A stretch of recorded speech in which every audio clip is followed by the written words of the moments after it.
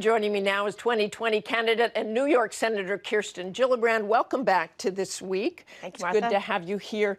You heard the president's trade advisor painting a rather rosy picture of the economy, saying the president's trade policy is working, not leading to a recession. How worried do you think Americans should be about a possible recession?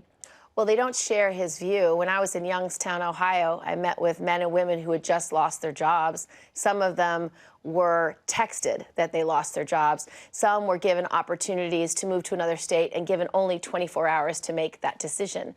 So I don't think his worldview is reflected in the everyday kitchen table issues that families are facing. They're worried about their jobs. They're worried about access to health care. They're worried about providing for their kids. Are you worried about a recession?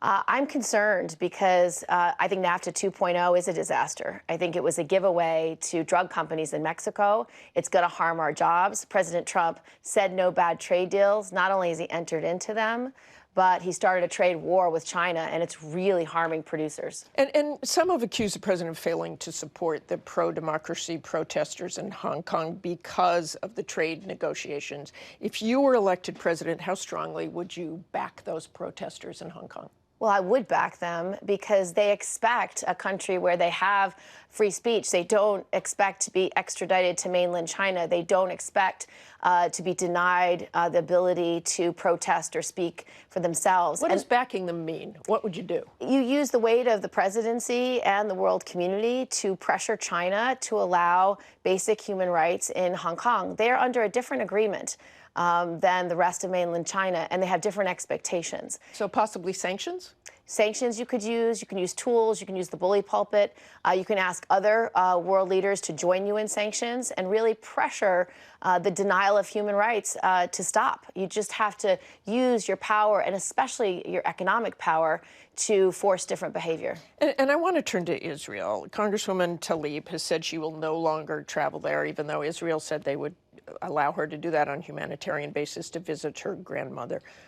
She says she won't do that now because of some of the demands that were put on her. Is that a mistake?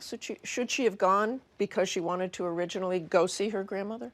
So the tradition is for members of Congress. I've been to Israel several times as a member of Congress, and I brought a codel of Republicans and Democrats. Lindsey Graham was on my trip, Senator Hoeven, Amy Klobuchar, and we met with Netanyahu. And the point is Congress has a duty to make decisions about whether we give aid, how we protect allies such as Israel with qualitative military edge. I don't know why Netanyahu would want to deny members of Congress to come to Israel if they expect us to be that never-ending partner and friend. Well, they talk about the BDS movement. Agreed. They are barred from that. You don't support that. So why is that enough? Because in this country, we believe in free speech. In this country, we don't deny people the right to participate in conversations about their views and their values. Unfortunately, Netanyahu has allowed a very conservative government to have a law that says if you support the BDS movement, they can prevent you. Should there be repercussions for Israel?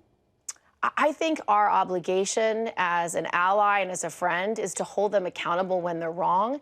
And I think any time you're undermining basic free speech rights and human rights, you're going in the wrong direction. And so as how do you president, hold them accountable?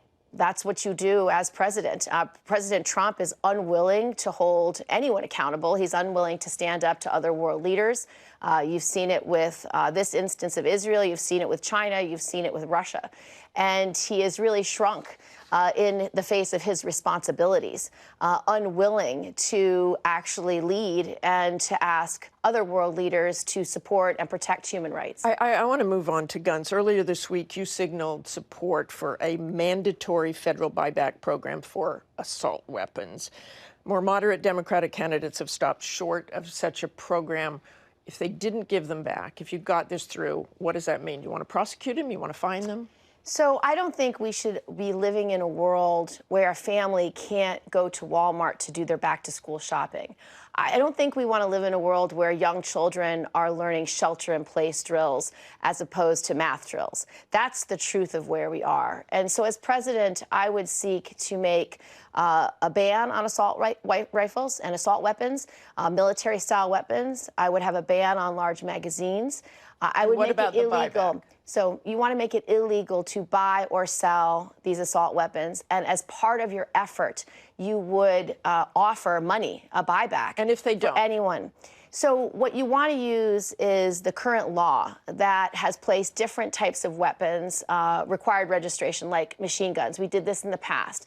And we made machine guns illegal, and if you owned them, they had to be registered, and they had to have certain kinds of fingerprinting for anyone who owns it. So you can use the same framework, but one of the biggest tools in your toolbox is buybacks, because you want to give people the opportunity to be reimbursed for the money that they spent to own those weapons. And very quickly, just moving on to 2020, Joe Biden said at a fundraiser last night that there is a need to work with Republicans on Capitol Hill, saying he respects the team. There are an awful lot of really good Republicans out there. They're decent people. They ran because they care about things, but they are intimidated right now.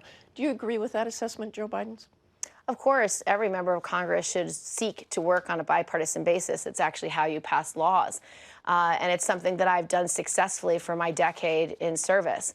Not only repealing Don't Ask, Don't Tell, but passing the 9/11 health bill in just a few weeks, making that permanent. In fact, in the last Congress, I passed 18 bills, and President Trump signed them all into law. He doesn't know he signed them into law, but he did. But the truth is, we also need vision. And what the Democratic Party is looking for right now are bold vision about how you're going to pass a Green New Deal, how you're going to get health care as a right. And just very quickly on a last point, are you going to make the next debate? So far, you have not qualified for the ABC debate. I will qualify, and if your viewers go to KirstenGillibrand.com and send $1, I will definitely qualify. Okay, thanks for joining us this morning, Senator. Hi, everyone. George Stephanopoulos here. Thanks for checking out the ABC News YouTube channel. If you'd like to get more videos, show highlights, and watch live event coverage, click on the right over here to subscribe to our channel. And don't forget to download the ABC News app for breaking news alerts. Thanks for watching.